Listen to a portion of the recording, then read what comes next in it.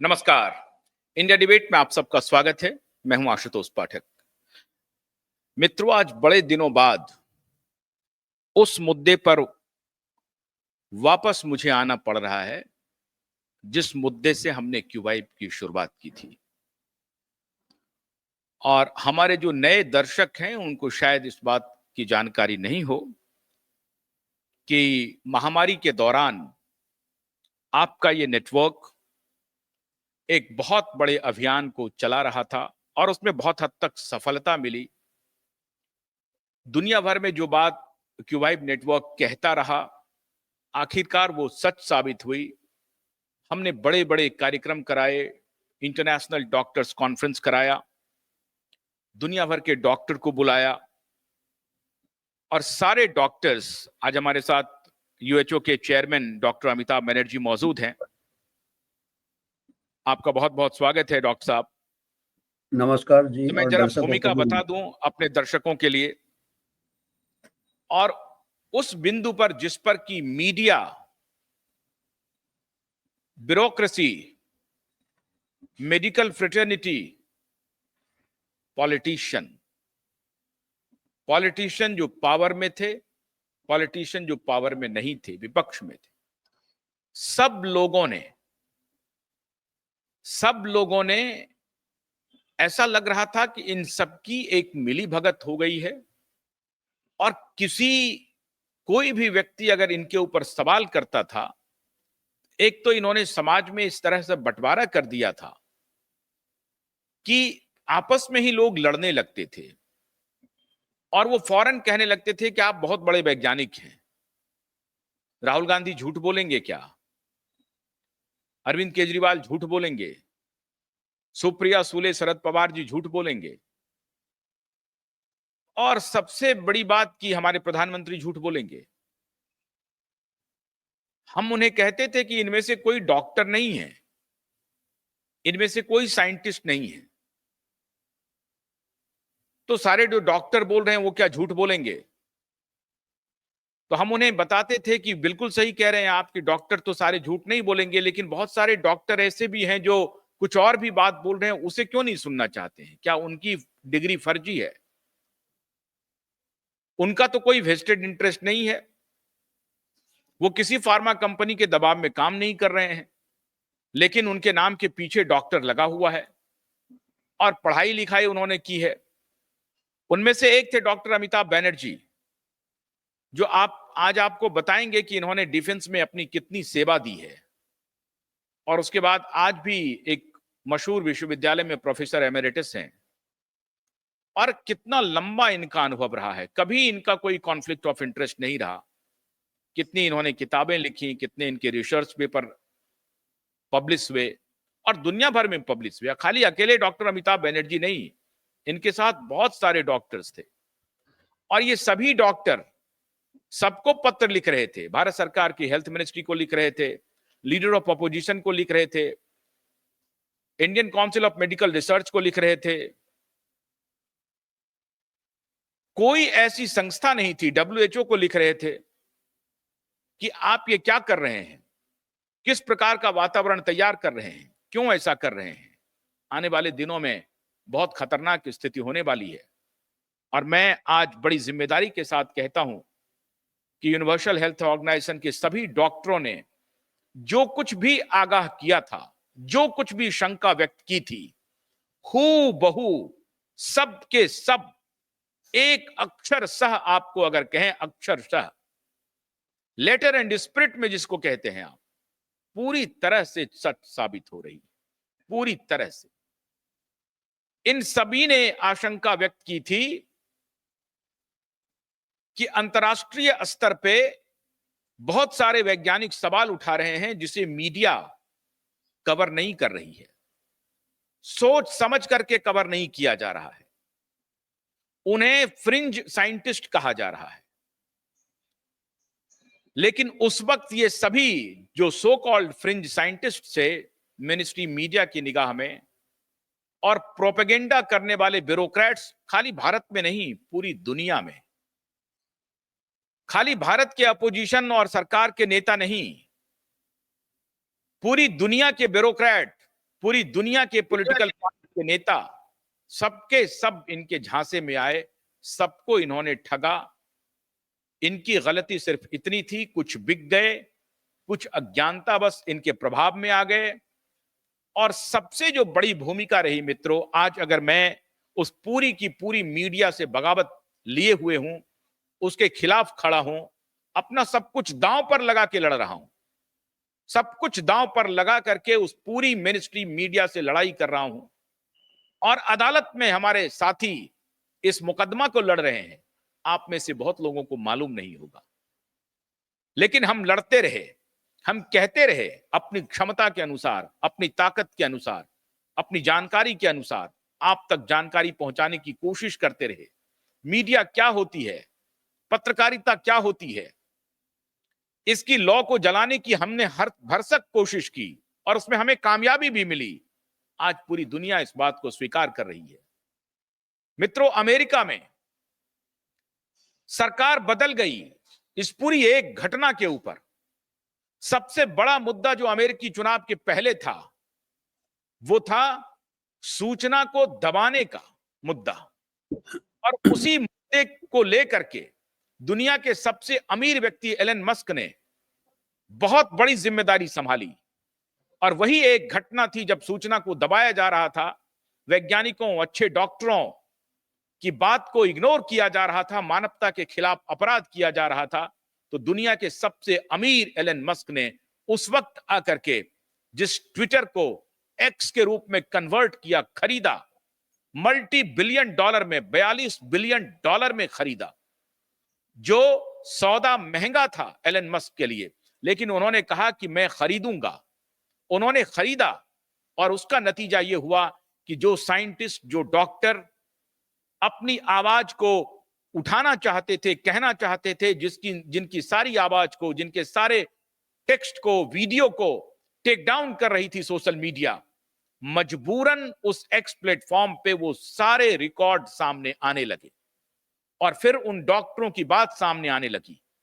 आज सौभाग्य से जिन डॉक्टरों, जिन लोगों की आवाज को सोशल मीडिया ने, टेलीविजन ने तो जगह दी ही नहीं, लेगेसी मीडिया ने ना अमेरिका में जगह दी, ना इंग्लैंड में जगह दी, ना दुनिया के यूरोप में जगह दी, ना ऑस्ट्रेलिया में जगह दी, ना जापान में जगह दी, कहीं जगह नहीं दी। रसिया में थोड़ी बहुत आवाज उठी थी, लेकिन लेगेसी मीडिया ने कहीं ऑल्टरनेटिव वॉइस को जगह नहीं दी।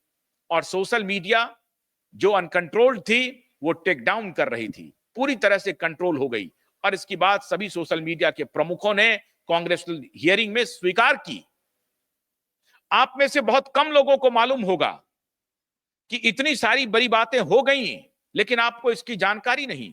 इसलिए जानकारी नहीं क्योंकि लेगेसी मीडिया आपको बता नहीं रही थी, आज भी नहीं बता रही है, आज भी छिपा रही है।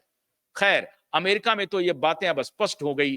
अमेरिका में जिन जिन को उन्होंने टेक डाउन किया था, हटाया था, फ्रिंज साइंटिस्ट कहा था, आज आपको हैरानी होगी कि ट्रंप की सरकार में, अब ट्रंप से आपको बहुत सारे मुद्दे पर तकरार हो सकते हैं, ट्रंप के बहुत सारे जो करतूत है उस पर आप सवाल उठा सकते हैं, लेकिन ट्रंप की टीम में Elon Musk, Robert F Kennedy, Jay Bhattacharya, doctor Aseem Malhotra, doctor Peter McCullough, ये सारे डॉक्टर मानवता की रक्षा के लिए अद्भुत काम कर रहे हैं। जिनको बाइडेन सरकार ने निकाला था, जिनके खिलाफ कार्रवाई की थी, जिनका मेडिकल लाइसेंस कैंसिल किया था, आज वो सारे लोग अमेरिकी प्रशासन में मुख्य पदों पर आसीन हैं। जिन्हें फ्रिंज एलिमेंट कहा गया था, आज वो एनआईएच के डॉक्टर हैं।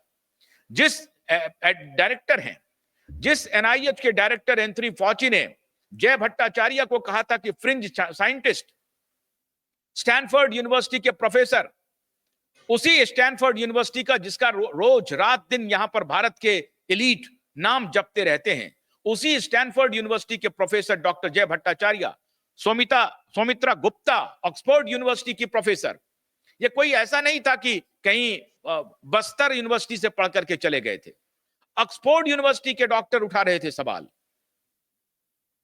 आप कल्पना कर सकते हैं, स्टैनफोर्ड यूनिवर्सिटी के, हार्वर्ड यूनिवर्सिटी के डॉक्टर उठा रहे थे सवाल। उनको फ्रिंज एलिमेंट कहा गया था और ये मीडिया वाले उनको फ्रिंज एलिमेंट कहते थे। लेकिन सौभाग्य है कि आज वो सारे फ्रिंज एलिमेंट कहलाने वाले डॉक्टर एनआईएच में डायरेक्टर हैं, ट्रंप के हेल्थ एडवाइजर हैं और आरएफ के तो अद्भुत काम कर रहे हैं। आज मैंने डॉक्टर अमिताभ बनर्जी को इसलिए स्क्रीन पर रखा है और वो आपको सारी बात बताएंगे। सिफाली जरीवाला का 2 दिन पहले हार्ट अटैक हुआ और मैं हैरान हूं, बेशर्म पुलिस, मुंबई पुलिस एक्टिव हो गई, फॉरेंसिक एक्सपर्ट्स पहुंच गए। जानी चाहिए, उनको करना चाहिए अपना काम। ये काम उन्होंने दिशा के मामले में नहीं किया था।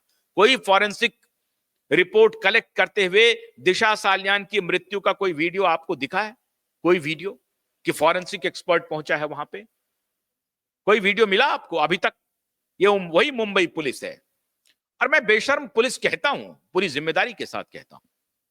दिशा सालियान का फॉरेंसिक कोई आपको लेते हुए, कलेक्ट करते कोई वीडियो मिला? आज तक मिला? नहीं मिला ना। लेकिन सिफाली जरीवाला में एकदम पहुंच गए हैं फॉरेंसिक एक्सपर्ट और पूरा वीडियो पीछे में पीठ पर लगा हुआ फॉरेंसिक एक्सपर्ट और कैमरा पैन करके दिखा रहा, फॉरेंसिक एक्सपर्ट्स पहुंच गए हैं। अरे भाई, वो सामान्य मौत है, असामान्य है, अभी डॉक्टर बनर्जी बताएंगे आपको। लेकिन सिफाली जरीवाला को कवर करने के लिए मुंबई पुलिस एक्टिव हो गई। सुशांत सिंह में कुछ नहीं, कोई एक्सपर्ट नहीं पहुंचा, कुछ नहीं पहुंचा, बस आनन फानन में लिया और फटाफट दाह संस्कार कर दिया। दिशा सालियान के लाश का पोस्टमार्टम 3 दिन बाद, क्योंकि महामारी कोविड का स्वाब टेस्ट आना था कि निगेटिव है कि पॉजिटिव है। सुशांत का कोई कोविड टेस्ट नहीं हुआ, फौरन। तो इतनी बेशर्म पुलिस, इतना बेशर्म ब्रॉड डे एंड लाइट में चल रहा है। मैं सिर्फ आपको एक उदाहरण दे रहा हूं। Public health foundation of India के बारे में भी डॉक्टर अमिताभ बनर्जी बताएंगे। कब आया, कैसे आया, किसी को नहीं मालूम।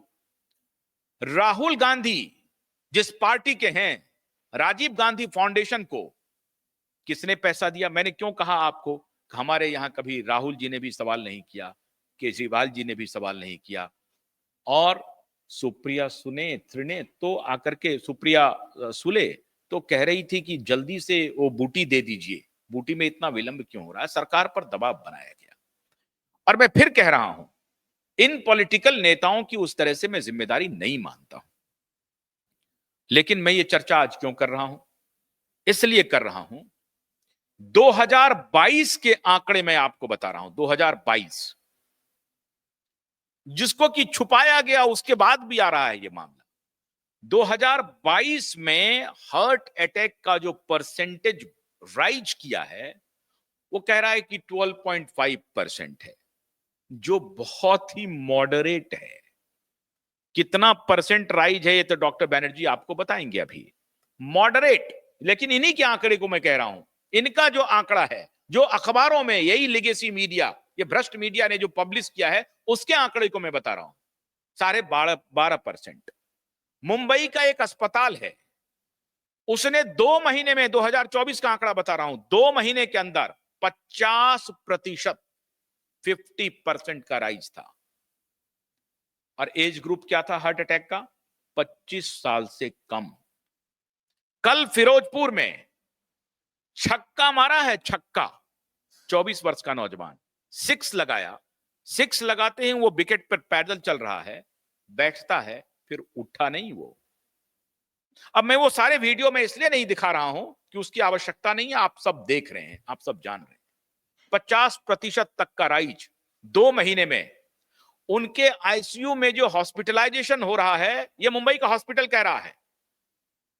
मुंबई में, मुंबई म्युनिसिपल कॉर्पोरेशन का डेटा है 700% का राइज। इंग्लैंड में मित्रों, आज भी एम्बुलेंस कॉल थम नहीं रहा है, और ऑल कॉज जो डेथ है उसका कितना राइज है ये डॉक्टर बनर्जी बताएंगे। सिंगापुर का मैं ताजा आंकड़ा दे रहा हूं, 50% का राइज है हार्ट अटैक में, 50% का सिंगापुर में। और एज ग्रुप क्या है? 25 साल से नीचे। आज तक के इतिहास में कभी, अब डॉक्टर बनर्जी बताएंगे। डॉक्टर बनर्जी, अब मैं माफी चाहता हूं कि आपको लंबे समय तक इंतजार करवाया, लेकिन दर्शकों को यह बताना बहुत जरूरी है, क्या छिपाया जा रहा है। बहुत अच्छा आशुतोष जी, धन्यवाद। आपने तो जो बैकग्राउंड दिया, बहुत अच्छा बैकग्राउंड दिया। और अभी हमारे साथ बहुत बड़े ये है, क्वालिफाइड पर्सन है, data scientist professor hmm. Bhaskar Raman, IIT जी। मुंबई। और हमको मुंबई। अभी सब लोग बोलते हैं कि अभी बोलना तो बहुत इजी है, आपने पहले क्यों नहीं बताया। हमारा रिकॉर्ड है, हमारा रिकॉर्डेड है। नेशनल हेराल्ड हमारे कॉलम्स पब्लिश करता था, ये इसको मैं तारीफ करूंगा। नेशनल हेराल्ड का एक कॉलम है, आप लोग गूगल सर्च कर सकते हैं, कोविड-19 what explains the sudden deaths. Sudden deaths पे हमने और भास्कर रमन ने कॉलम लिखा, पूरे आंकड़े के साथ, डेटा के साथ। 23 दिसंबर 2022, 3 साल पहले लिखा है। तब से हम्म। Doctor Bhaskar Raman continuously monitor कर रहे थे वर्ल्ड वाइड। वो डेटा साइंटिस्ट है, कंप्यूटर साइंटिस्ट है, वो पूरे अब ये वर्ल्ड भी वाइड। बताइए कि डॉक्टर भास्करन रमन कौन है। ये देखिए, मैं दर्शकों आपको फिर बताना चाहता हूं, ये कोई मीडिया नहीं बताएगी आपको। और मैं बड़ी विनम्रता के साथ कह रहा हूं कि मीडिया ने जो बेशर्मी की है, ये छोटे लाभ के लिए, छोटे पैसे के लिए, आपकी जान से, आपकी सेहत से जो खिलवाड़ किया है, वो अतुलनीय रहा है। ऐसा कभी जिंदगी में, कभी मीडिया ने ऐसा काम नहीं किया। एक मीडिया अगर बायां चलती थी तो दूसरी मीडिया इस तरफ से चलती थी, लेकिन इस बार पहली बार ऐसा हुआ। और किसने किया वो भी मैं बताऊंगा आपको, वो सब भी बताऊंगा। प्रोफेसर भास्करन रमन आईआईटी मुंबई में कंप्यूटर साइंस के प्रोफेसर हैं, और एक डॉक्टर मनिंदर अग्रवाल है आईआईटी कानपुर का। आईआईटी कानपुर का मनिंदर अग्रवाल को कोट करके विपक्ष, सत्ता पक्ष, सब अपना नैरेटिव चलाता रहा। लेकिन आईआईटी मुंबई का वही प्रोफेसर, मुंबई से आईआईटी का प्रोफेसर, कंप्यूटर, वही कंप्यूटर साइंस का प्रोफेसर, वही कंप्यूटर साइंस का प्रोफेसर मुंबई का, उसकी बात को नहीं सुना गया। तो उसकी पढ़ाई बेकार है, वो मूर्ख है, पागल है। और मनिंदर अग्रवाल अच्छा है, और उसके सारे रिकॉर्ड्स कैसे कैसे आए हैं उसको भी हम लोगों ने एक्सपोज किया था। लेकिन दुर्भाग्य है कि हमारे सारे स्टोरी को टेक डाउन करती थी यही प्लेटफॉर्म। अब लेकिन इन प्लेटफॉर्म पर अंकुश लगा है अमेरिका में। अब तो बिलियंस ऑफ डॉलर का मुकदमा चलने वाला है, तो डरते हैं। खैर, अभी भी हम बच बच के चल रहे हैं। हाँ डॉक्टर बैनर्जी बताइए। तो 2022 में पब्लिश किया था हमने, नेशनल हेराल्ड में देख सकते हैं, sudden deaths what explain sudden deaths. 23 December national Herald में कॉलम है। प्रोफेसर भास्कर ने खुद बॉम्बे का डेटा एनालाइज किया था। 2021 के में 6 गुना हार्ट अटैक, हार्ट इवेंट्स बढ़ गए थे बॉम्बे में। ये इन्होंने ब्लैक एंड व्हाइट में लिखा है। हम लोग क्या है, हम लोग डेटा प्रेजेंट करते हैं, हम लोग डेटा साइंटिस्ट है, मैं भी एपिडेमियोलॉजिस्ट हूँ। हम लोग अपना ओपिनियन नहीं देते, जैसे एक्सपर्ट आके कुछ भी बोलते हैं, उसका एक ओपिनियन होना चाहिए, ओपिनियन का एक सबूत होना चाहिए। हम खाली सबूत देते हैं, ओपिनियन आपके ऊपर है, ब्लैक एंड व्हाइट में है। और कोई भी एक्सपर्ट आए, हम चाहते हैं कि वो डेटा के साथ हमको काउंटर करे, हमको ऐसे सेंसरशिप से काउंटर नहीं करे, हमको अपने बड़े एमिनेंस से नहीं काउंटर करे कि मैं बहुत बड़ा हार्ट पेशेंट हूँ। तो आपने क्या देखा है, हमने पूरा पैटर्न देखा है। अगर डेथ जो है, serious adverse events Covid vaccine का जो एस्टेब्लिश हुआ ऑल ओवर द वर्ल्ड, 800 में एक सीरियस एडवर्स इवेंट्स होता है, 800 में सोचो एक डेथ भी हो सकता है। तो जो क्लिनिशियन है, जो एमिनेंट कितना भी हो, 800 मरीज को फॉलो अप नहीं करता। और एक अगर डेथ देखेगा, चाहे वो जरी वाला हो, चाहे कोई भी बच्चा हो, वो बोलेगा ये तो कोइंसिडेंशियल है। हमने 799 800 में से हमने किसी को नहीं देखा, क्योंकि वो देखता भी नहीं है। पर हम जब पॉपुलेशन लेवल डेटा देखते हैं, आप हिसाब लगा लीजिए, हमने कितना 2 करोड़ डोज दिया है। 2 करोड़ डोजेज में अगर 800 डोज में एक गंभीर दुष्प्रभाव होते हैं, तो करीब कितने लाख हो गए, करीब 20 लाख केसेस आ जाएंगे सीरियस साइड इफेक्ट्स के, इंक्लूडिंग डेथ्स। अब वो चारों तरफ डाइल्यूट हो जाता है। हमारा इतना बड़ा पॉपुलेशन है, 140 करोड़ में 20 लाख कहाँ खो जाता है, किसी को पता नहीं चलता है। पर अभी खाली हमारे देश में नहीं है, बाकी उसी टाइम, ये 2022 की मैं बात कर रहा हूँ, हम और भास्कर रमन ने लिखा था। हमने यूरोपियन डेटा भास्कर रमन ने पूरे चार्ट बना के दिए हैं कि जैसे वैक्सीन रोल आउट है, इंग्लैंड का, वेल्स का, ऑस्ट्रेलिया का डेटा में कितना 17%, ये देखिए ये डेटा कितना राइज दिखाई दे रहा है। जहां जहां ये ऊपर राइज दिखाई है, इन्होंने कैसे, इन्होंने पूरे वर्ल्ड का डेटा एनालाइज किया था। इसके अलावा जो अमेरिका का इंश्योरेंस डेटा बता रहा है कि जब वैक्सीन रोल आउट हुआ था 24 से लेके 44 ईयर्स, 24 से 24 से 44 ईयर्स तक 80% राइज हुआ था इन sudden death from heart attack. 80% rise insurance data बता रहा है। और क्योंकि जो वर्किंग पॉपुलेशन को उन्होंने वैक्सीन मैंडेट लगा दिया था, तो उसके बाद 80% बढ़ गया। ये इतने रेड सिग्नल्स थे, 3 साल पहले रेड सिग्नल्स थे। अगर world policy makers, world scientist उसको रेड सिग्नल को देखते, उसमें जांच करते, तो 3 साल में कितनी जानें बच सकती थी। आई मीन ये सबसे बड़ा ब्लंडर है, और ये इसको छुपाने के लिए एक के बाद कवर अप कर रहा है। ये क्योंकि ये गंभीर चीज है। ये अगर अभी एडमिट कैसे करेंगे, इनके लिए एक धर्म संकट है, क्योंकि ये फिर अकाउंटेबिलिटी आ जाएगा, ये सब आ जाएगा। तो ये अभी देखिए, और सबसे लेटेस्ट जो है टेस्टिमनी है, अभी जो 2-3 हफ्ते पहले पीटर मैकलो, टॉप कार्डियोलॉजिस्ट है वर्ल्ड के, वो सीनेट हियरिंग अमेरिका में चल रहा है, उसमें टेस्टिमनी ने उन्होंने बताया कि वो कार्डियोलॉजिस्ट है, बोले हमने अपने लाइफ में इतने मायोकार्डाइटिस केसेस नहीं देखे जो अभी हम देख रहे हैं, इतने यंग पीपल में सडन डेथ मायोकार्ड। और उनके पास ऑटोप्सी सीरीज है, जो कि हमारे यहाँ तरीके से ऑटोप्सी नहीं किया जा रहा है। ऑटोप्सी पोस्टमार्टम सीरीज में बोलते हैं 73.9% of myocarditis sudden death in young people are due to covid vaccine, 73.9%। और सबसे इम्पोर्टेंट बात यह है कि जो एस्ट्राजेनेका है, जो कि कोविशील्ड के नाम से हमारे यहाँ पूरा सबको 80% पॉपुलेशन लाया था, अल्टीमेटली वो मैन्युफैक्चरर ने उसको विड्रॉ कर लिया, क्योंकि खून के धब्बे हो रहे थे, VITT, vaccine induced thrombocytopenic thrombosis. तो ये कितनी बड़ी बात है कि मैन्युफैक्चरर अगर विड्रॉ करता है, क्योंकि ये AstraZeneca Covishield was found to be more serious adverse events compare to mRNA vaccine also. अभी कई एक्सपर्ट बोल देते हैं अरे वहां तो mRNA वैक्सीन के, हमारे यहाँ तो कोविशील्ड लगा था। कोविशील्ड को यूरोपियन कंट्री में बिलो 50 ईयर्स सस्पेंड कर दिया था कि यंग पीपल में इसके साइड इफेक्ट ज्यादा थे। अमेरिका में कोविशील्ड को, एस्ट्राजेनेका को लाइसेंस नहीं मिला था, क्योंकि अमेरिका में जो ट्रायल्स हो रहे थे, मेरे पास पूरे डिटेल्स है, उसके रेफरेंस है, ट्रायल के दौरान यंग वुमेन को स्ट्रोक्स होने चालू हो गए थे, कन्वल्सन होने चालू हो गए, तो अमेरिका में एस्ट्राजेनेका को लाइसेंस नहीं मिला था। यूरोप में अच्छा, उसको और बीच में मैं रोकते हुए बीच में डॉक्टर साहब बैनर्जी, बिल्कुल सही कह रहे हैं आप। अभी डॉक्टर असीम मल्होत्रा हैं, वो मेक अमेरिका हेल्दी अगेन जो कैंपेन है उसके प्रमुख बनाए गए हैं ट्रंप एडमिनिस्ट्रेशन में। डॉक्टर असीम मल्होत्रा कौन है? भारतीय मूल के बड़े कार्डियोलॉजिस्ट हैं इंग्लैंड में, उनके फादर भी कार्डियोलॉजिस्ट थे। उनके फादर की मृत्यु होती है, उसके बाद उनका ऑटोप्सी किया जाता है। ऑटोप्सी में मेडिकल टीम ये कंफर्म करती है कॉज ऑफ डेथ। ध्यान दीजिए, मेडिकल टीम कंफर्म करती है इंग्लैंड में कॉज ऑफ डेथ। उनका इंग्लैंड के पार्लियामेंट में भाषण हो चुका है। इंग्लैंड के पार्लियामेंट में डॉक्टर असीम मल्होत्रा का थॉरो स्पीच हो चुका है। पार्लियामेंटेरियन इंग्लैंड के सांसदों ने उनकी इस बात को एक्सेप्ट किया है, वो मुद्दा बना है इंग्लैंड में। और डॉक्टर असीम मल्होत्रा ने फिर इस बात को जान करके पूरी दुनिया को इन्फॉर्म करने की कोशिश की कि मेरे पिता स्वयं कार्डियोलॉजिस्ट थे, कोई मेडिकल हिस्ट्री नहीं था उनको, और वही लेने के बाद 3 दिन के बाद उनकी मृत्यु हो गई। और ऑटोप्सी के बाद ये कंफर्म हो गया कॉज ऑफ डेथ क्या था, ये भी कंफर्म हो गया। उसके बाद उन्होंने, और यही एस्ट्राजेनेका जिसके टेक्नोलॉजी पर हमारे यहां कोविशील्ड बना हुआ है, और इस कोविशील्ड को बिकवाने के लिए हजारों करोड़ रुपया ये शरद पवार की बेटी, शरद पवार की पार्टी, उसमें 3000 करोड़ रुपए दिए ये आधार पूनावाला ने। देखते जाइए, ध्यान दीजिए मित्रों, 3000 करोड़ रुपए।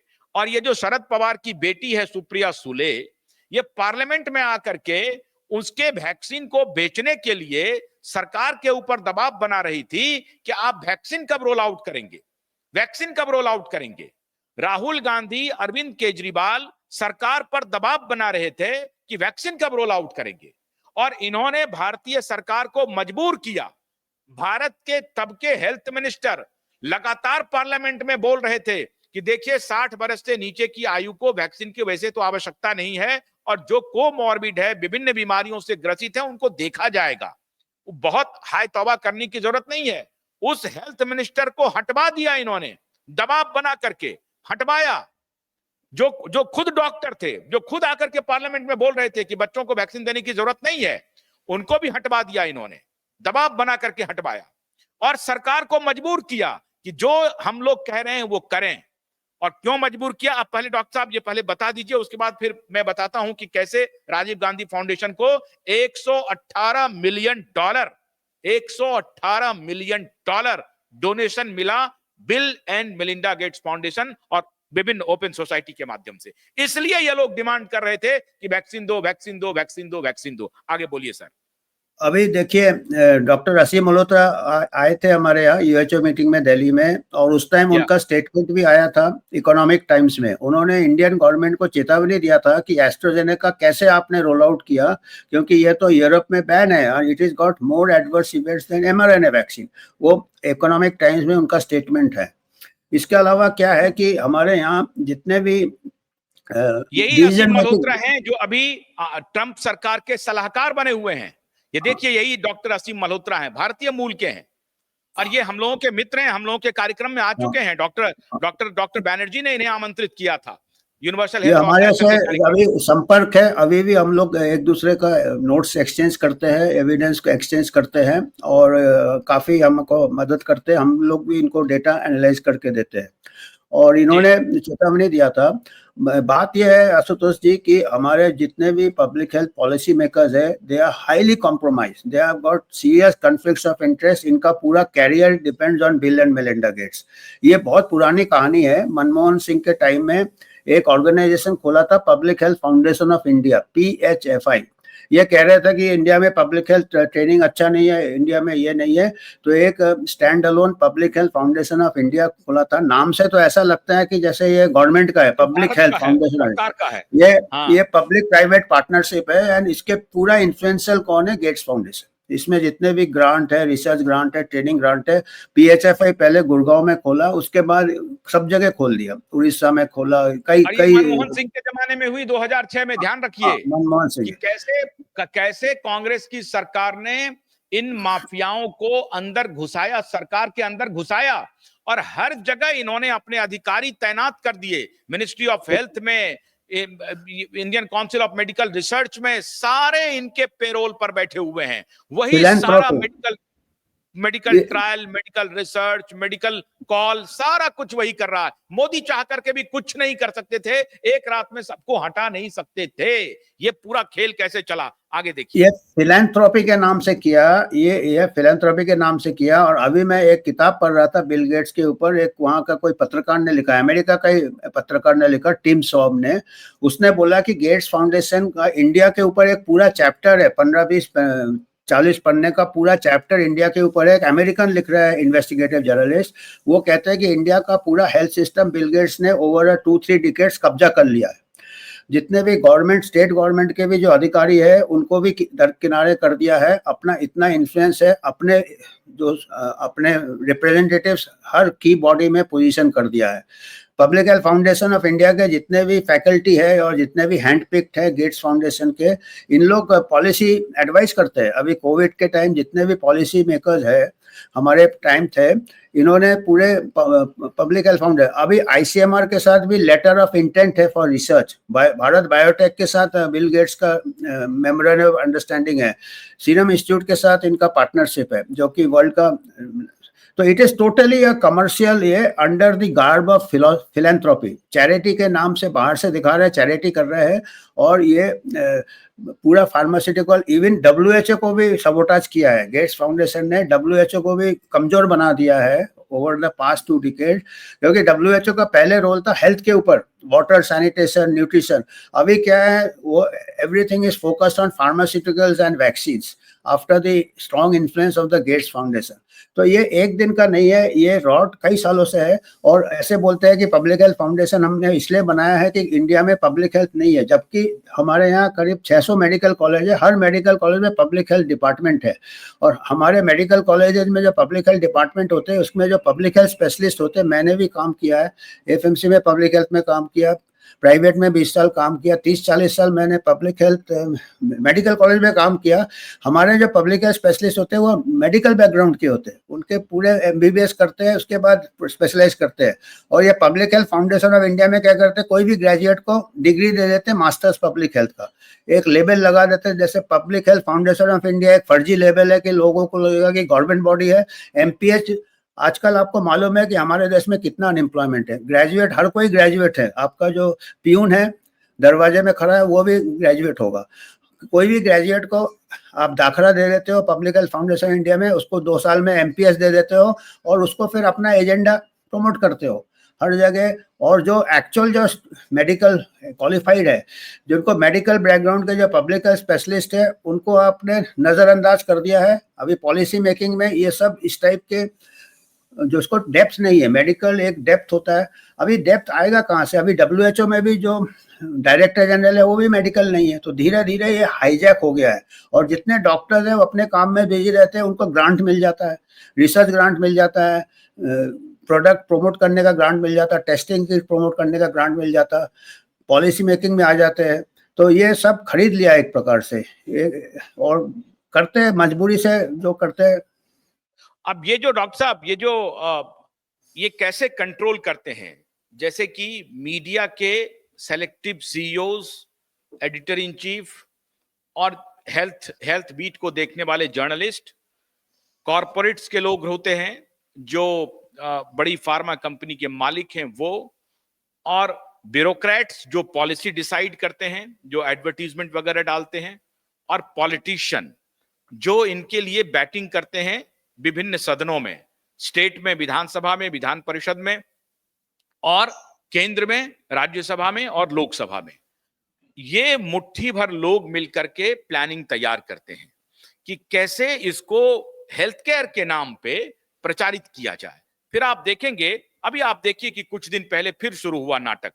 मैं आपको एग्जाम्पल देता हूं, जो बूटी रोल हुआ वो इमरजेंसी ऑथराइजेशन उसको मिला हुआ था कि भाई कुछ नहीं पहले ये फैलाया गया कि ये जो महामारी आई है इसका कोई इलाज नहीं है।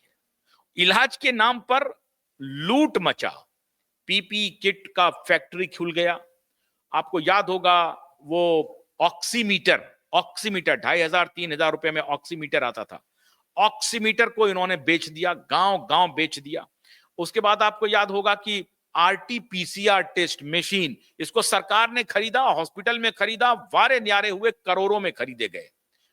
पूरा हेल्थ केयर में इतना इंडस्ट्री तैयार हो गया कि एक एक हॉस्पिटल, एक एक डॉक्टर और पता नहीं मैन्युफैक्चरर माला माल हो गए। ये सब पूरा काम हुआ महामारी के दौरान, लेकिन कोई सवाल नहीं उठा रहा था क्योंकि पहले माहौल बनाया गया कि इसमें कोई बचेगा नहीं। कहा कि 3.5% डेथ मोर्टेलिटी रेट डिक्लेयर किया था, जिसमें 0.001 मोर्टेलिटी रेट हुआ, फाइनल था।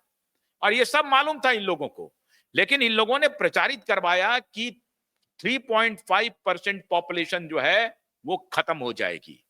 अब भारत में अगर 3.5% पॉपुलेशन का मतलब हो गया करोड़ों में, क्या डॉक्टर साहब?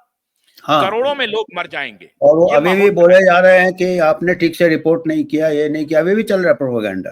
अभी भी प्रोपेगेंडा चल रहा है। डब्ल्यूएचओ अभी भी कह रहा, भारत सरकार की उससे टकराहट है। भारत सरकार कह रही कि 5 लाख लोग मरे, डब्ल्यूएचओ कह रहा है कि 40 लाख लोग मर गए। तो इस पर फिर डब्ल्यूएचओ के बीच से टकराहट भी हो गई है कि हमको तुम डिफेम कर रहे हो। मतलब डब्ल्यूएचओ दोनों खेल, और ये इतना सेटल तरीके से खेल किया कि अगर सरकार इनके लाइन को टो नहीं करती जो ये कह रहे हैं, तो सरकार को फंसा देती कि तुम कोई काम नहीं कर रहे हो, तुमने सारे लोगों को मरवा दिया। अब अगर सरकार इनके लाइन को टो किया है तो लोग मर रहे हैं। दोनों ही स्थिति में सरकार को इन्होंने फंसा दिया और ये सब इनको मालूम था। दुर्भाग्य ये हुआ कि हमारी जो वर्तमान सरकार है वो उनके इस चाल को संभवतः समझ नहीं पाई कि ये सब लोग, उनको लगा कि हाँ सही बात है, ये महामारी आ गई है और ये नेचुरल महामारी है और इसमें सब लोगों को ताली ताली बजाना चाहिए। वो बेचारे इसी में लग गए, लेकिन उनको इन्होंने फंसा लिया था बुरी तरह से जाल में। और ये पहली बार हुआ, खाली भारत में नहीं, दुनिया भर की सरकारों को इन कॉन्स्पिरेटर्स ने फंसाया। केवल भारत की सरकार नहीं फंसी मित्रों, दुनिया भर की सरकार को फंसाया इन्होंने और अपने चाल में फंसा करके ये पूरा खेल किया। अब इन्होंने कहा कि रेमेडी क्या है, तो बूटी, और बूटी के आते ही सब कुछ हो जाएगा। उसका एफिकेसी कहा कि 95%, फिर कहा कि नहीं 80%, फिर कहा 70%, फिर कहा 40%। पहले आया कि बूटी आपने ले लिया, अब आपको कुछ नहीं होना है। क्या हुआ? बूटी के बाद से ही पूरा डिटेल हमने दिखाया कि बूटी के बाद ही सडन डेथ राइज हुआ है। लेकिन अब बूटी की कहानी आगे सुनिए। इसने कहा कि बूटी लेने के बाद आपको कोई इंफेक्शन नहीं होगा।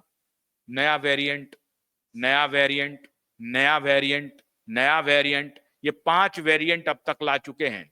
हर साल एक दो वेरिएंट ये ट्राई करता है। अभी ताजा इन्होंने फिर ट्राई किया था, जब हमने आप लोगों को आगाह किया बिल्कुल मत डरिए, ये माफियाओं का फिर चाल है, ये 2030 तक चलेगा, ये उनका एजेंडा है, 2030 तक चलाने का है। इनको मालूम है कि इन्होंने जो कुछ भी रोल आउट किया है उससे बहुत जबरदस्त घटनाएं हो रही हैं। लोग काल के गाल में समा रहे हैं, सवाल उठेंगे। तो हर 1-2-3 महीने पर पीरियोडिकली कुछ ना कुछ ड्रामा कर दो कि ये बीमारी आ गई, ये इन्फेक्शन आ गया, ये कॉज ऑफ कंसर्न है, इस पर अलर्ट रहिए, नहीं तो खतरनाक हो सकता है, 20 सेकंड तक हाथ धोइए, ये चलाइए। बड़े बड़े एक्टर को बुला करके एडवर्टीजमेंट कराना शुरू कर देते हैं। ये इनका एजेंडा है। खैर, अब आप भी समझ गए हैं और सरकार भी समझ गई है। सरकार अब कुछ नहीं बोल रही है। सरकार को हम लोगों ने बोलते बोलते बोलते बोलते समझाया है, लेकिन अब उनकी दिक्कत यह है कि अगर वो अपनी गलती कबूल कर लें, उनको तो राजनीति करनी है, जनता क्या सोचेगी। लेकिन मैंने प्रधानमंत्री से अनुरोध किया है कि प्रधानमंत्री जी, आप व्हाइट पेपर के साथ आइए और अपने उस भ्रष्ट अधिकारियों को और उस भ्रष्ट डॉक्टरों को जो फर्जी साइंटिस्ट हैं, बिल एंड मेलिंडा गेट्स से पैसा ले रहे हैं, उनको एक्सपोज कीजिए, उनको कहिए कि इनकी सलाह पर हमने ये किया था। मैं कोई डॉक्टर थोड़ी हूं। अरे प्रधानमंत्री नरेंद्र मोदी डॉक्टर थोड़ी हैं। उनको तो जो डॉक्टर सलाह देंगे वो बताएंगे, उनको जो ब्यूरोक्रेट सलाह देंगे वो बताएंगे। ब्यूरोक्रेट बिका हुआ, डॉक्टर बिका हुआ, वो जाकर के डरा रहे हैं हमारे प्रधानमंत्री को कि साहब ये तो पूरे हम लोग पूरा खत्म हो जाएंगे, बहुत भयंकर बीमारी आ गई है, जगह नहीं रहेगी। पूरा फर्जीवाड़ा हुआ और प्रधानमंत्री को गुमराह किया गया और प्रधानमंत्री के पास कोई चारा नहीं था मित्रों। तो उन्होंने आखिर में यही देखा कि नहीं, अब इस देश की साइकी है, इस देश की साइकी यह है कि सामान्य डॉक्टर साहब, आप देखते होंगे कि अगर कोई एक पेशेंट डॉक्टर के पास जाता है और डॉक्टर अगर उसे यह कहता है कि तुम्हें दवा की कोई जरूरत नहीं है, थोड़ा प्रिकॉशन कर लो, ठीक हो जाओगे, वो पेशेंट को संतुष्टि नहीं होती है। पेशेंट कहता है कि इंजेक्शन लगा दीजिए, एक कोई टैबलेट दे दीजिए। ऐसा इस देश में साइकी बना दिया इन मेडिकल माफियाओं ने।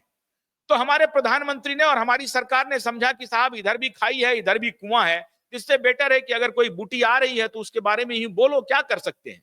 मजबूरी देखिए प्रधानमंत्री की। मैं पहले प्रधानमंत्री पर गुस्सा होता था कि आप उनके सेल्समैन बन गए हैं, लेकिन अब मैंने जब देखा, समझा, जाना कि ये उनकी वो बहुत ही बुरी परिस्थिति में फंस गए हैं और इन चालबाजों ने, इन भ्रष्टाचारियों ने। और अच्छा एक बात बताइए, मैं ये कह रहा हूं, चलिए मोदी जी तो सरकार में है, उनकी तो जिम्मेदारी है, उनको अपनी आबादी को बचाना है। राहुल गांधी किसमें है? राहुल गांधी अभी तक एक भी सवाल नहीं पूछ रहा, पार्लियामेंट में भी नहीं पूछ रहा है। केजरीवाल एक भी सवाल नहीं पूछ रहा है पार्लियामेंट में कि भाई सडन डेथ हो रहा है, इसका जांच करो, नहीं पूछ रहा है। क्यों? इन्होंने करवाया है। ये पूछेंगे किस मुंह से? ये किस मुंह से पूछेंगे?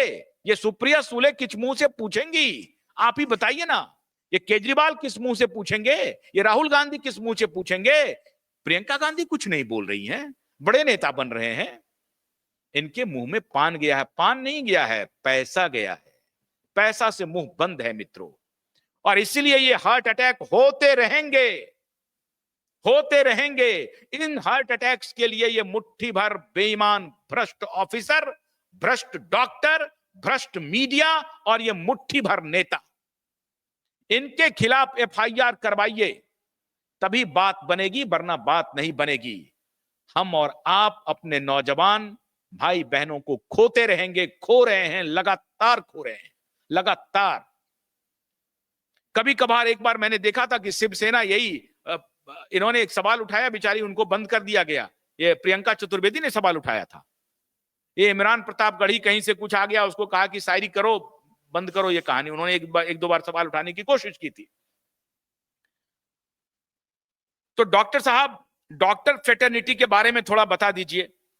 देखिए, अभी मैं सबसे बेस्ट एग्जांपल मैं देता हूं अमेरिका का। CDC, centre for disease control, बहुत पुराना है, बहुत एस्टेब्लिश्ड ऑर्गेनाइजेशन है, और America is suppose to be meritocracy.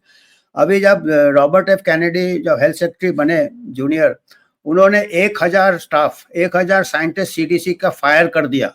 क्यों फायर किया? ये सब बिल गेट्स के आदमी थे, इनके सीरियस कॉन्फ्लिक्ट्स ऑफ इंटरेस्ट थे। जब अमेरिका के साइंटिस्ट को खरीद सकता है, जो कि अमेरिका का साइंटिस्ट तो इतना ये नहीं है, 1000 को फायर किया, 1000 को फायर किया। और अभी जितना भी वैक्सीन एडवाइजरी को पूरे के पूरे को फायर कर दिया 17 कमेटी में, मालूम होंगे जो 17 थे।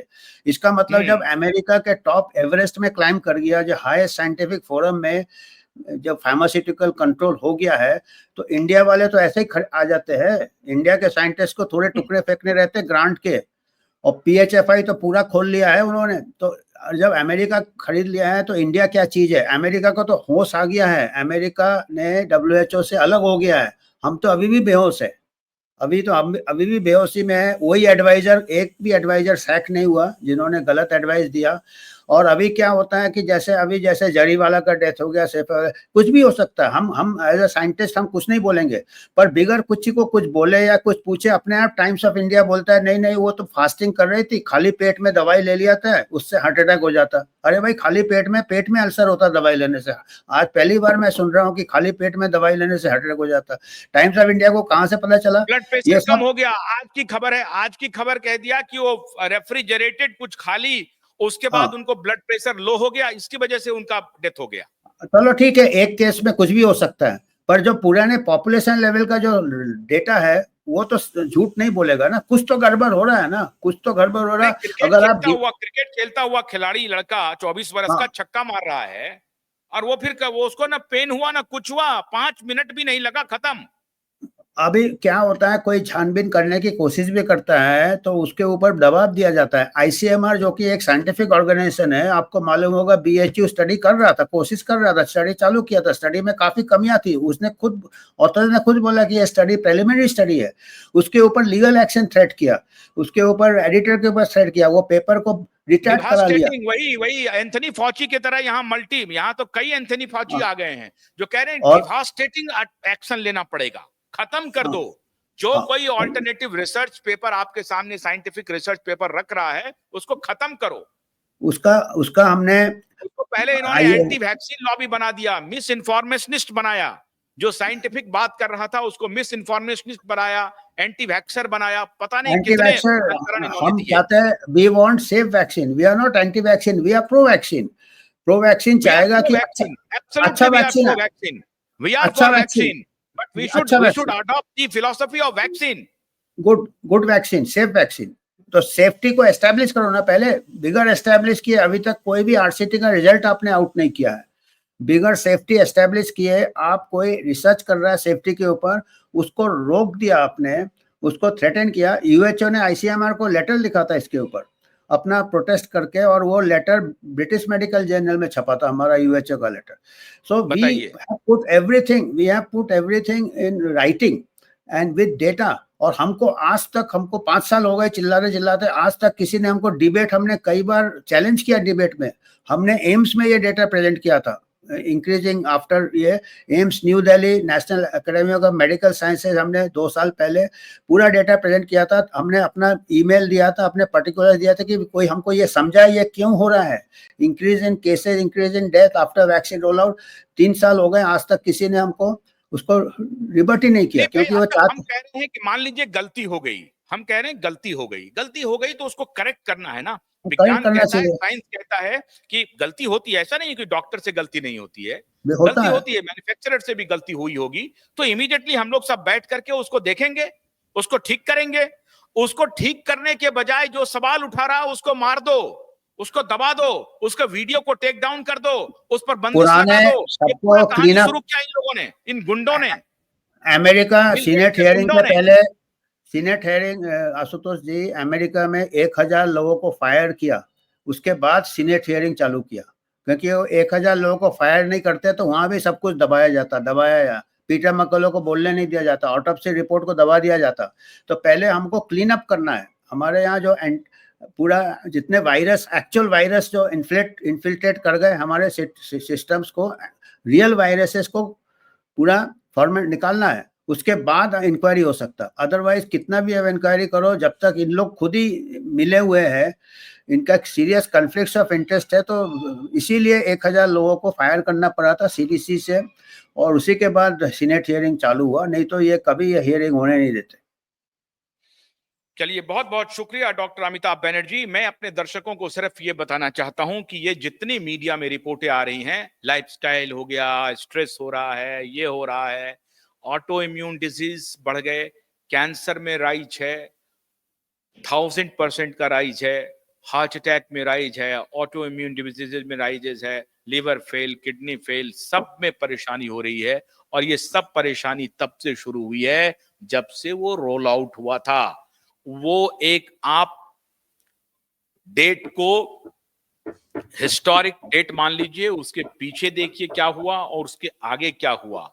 जो सीवियर जो वायरस आया 2020 में, उसमें क्या हुआ, उसके बाद जो ये हुआ रोल आउट हुआ, उसके बाद क्या हुआ, इसको जब आप पूरा आकलन करेंगे तब आपको सच्चाई पता चल जाएगी। जिस सच्चाई को अभी ये क्रिमिनल मिलकर के, ये क्रिमिनल कॉरपोरेशन जो है दबाना चाह रही है। और हम सरकार को अपने तरीके से बार बार कोशिश कर रहे हैं, बार बार कोशिश कर रहे हैं कि सरकार की आंखें खुले। और अच्छी बात यह है डॉक्टर बैनर्जी कि अभी के भी, उस वक्त के भी हेल्थ मिनिस्टर ने एक अच्छी बात की थी, और ये जो वर्तमान हेल्थ मिनिस्टर हैं वो भी बड़े अच्छे हैं इस मामले में। वो भी इन माफियाओं को अभी कोशिश कर रहे हैं बाहर निकालने का, लेकिन चूंकि मनमोहन सिंह की सरकार के जमाने से पूरे हेल्थ केयर को बिल गेट्स ने कब्जा कर लिया है, इसलिए उनको हटाना बहुत मुश्किल हो रहा है।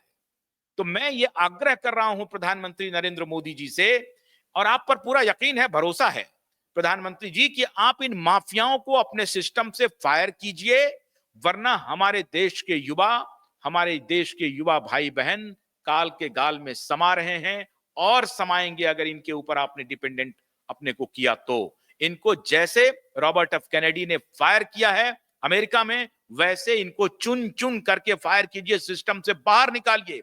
भ्रष्ट डॉक्टरों को पहचानिए, जो माला माल हुए उनको पहचानिए, वरना हम रोज खोते रहेंगे। अब तो खैर वो जो हो गया वो तो अब होगा ही होगा, लेकिन अब आगे नहीं हो। इसलिए मैं आपसे हाथ जोड़ करके विनती कर रहा हूं प्रधानमंत्री जी कि इन मोल को, इन चोरों को, इन भ्रष्टाचारियों को जो सिस्टम में बैठे हैं, उनको पहचान करके निकालिए, और आप निकालेंगे इस पर मुझे यकीन है। डॉक्टर बैनर्जी, बहुत बहुत शुक्रिया।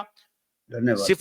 सिफाली जरीवाला की मौत पर मैं कोई टिप्पणी नहीं करूंगा, लेकिन जो युवा मृत हो रहे हैं उस पर तो आपको समझने की पूरी आपको अधिकार है, आपको, आप समझेंगे। बहुत बहुत शुक्रिया। नमस्कार।